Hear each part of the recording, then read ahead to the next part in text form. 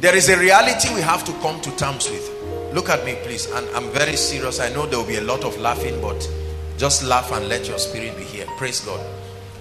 The 21st century living, please pay attention. Living in the 21st century alone is a challenge all by itself. Are you getting what I'm saying now? Just being alive.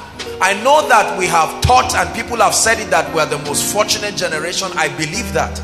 But at the same time, there has been no time in human history, I tell you, where living has come with cycles of challenges like our generation. Just being alive alone is a challenge by default. Are we together now? This is very, very important. And that means there must be an updated redefinition of concepts. Listen to me.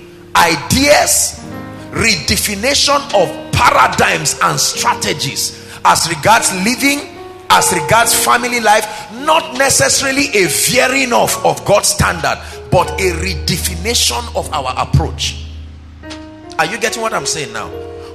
What you call a man in the 21st century is very different from what was understood by a man in 1960s and 70s. Is that correct? Yeah. So if we do not adjust to these redefinitions of concepts and ideas to be able to stand the times that are coming, there will be big disasters in Christian homes, although born again, although tongue talking, and many lives. We are going to raise all kinds of children who will be hooligans and a nuisance to society.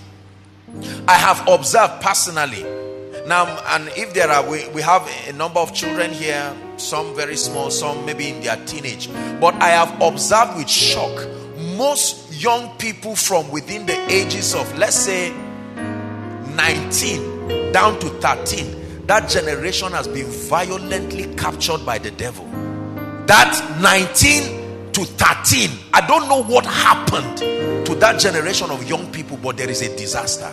Their outspoken rebellion against the things of God is beginning to reproduce the pattern of the American church. Are we together?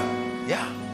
You study children, most of them are just finishing from secondary school and maybe universities and all of that. Their outspoken rebellion against the life of God, the ways of God, they are really the technological generation, that teenage. And if there is no redefinition of concepts and ideas, there will be a very serious challenge. The average Christian parent does not even know how the concept of parenting, because it has changed. Back in the olden days, the parents were the principal instructors of a child. But right now, the average child has many teachers. Are we together? The school teachers are just one. The parents are even the least. There are many other things. There's Facebook to teach. There's YouTube to teach. Are we together?